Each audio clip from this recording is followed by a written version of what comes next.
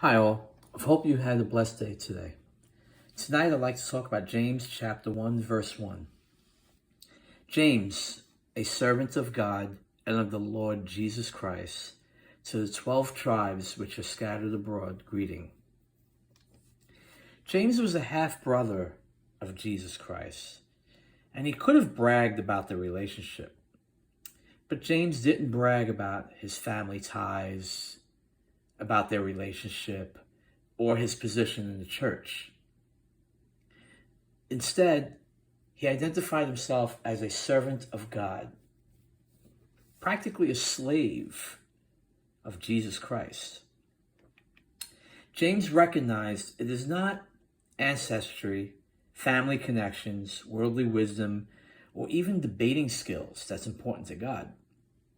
He came to understand it is only by faith in Jesus by which we are redeemed and transferred into the family of God. There are many recorded instances of James and Christ's other siblings mocking him and even labeling him at some point as crazy while he was here on earth preaching the word of his Father. Things were told to him like he's lost his senses. But then Jesus pointed out, the one who is forgiven much is the one who becomes the most devoted. And James was forgiven for all his mockful things that he said about his own brother. Being called a servant or a slave of Christ became a badge of honor in the early days of the church.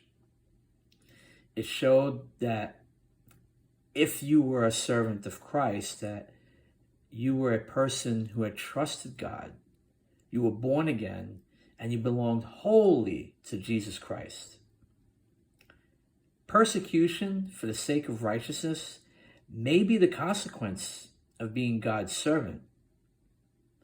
But if we are to grow in grace and come to a deeper understanding of God's glorious plan of redemption, we must die to our own self-importance and live for Christ alone, fully in spirit, soul, and body. God bless you all.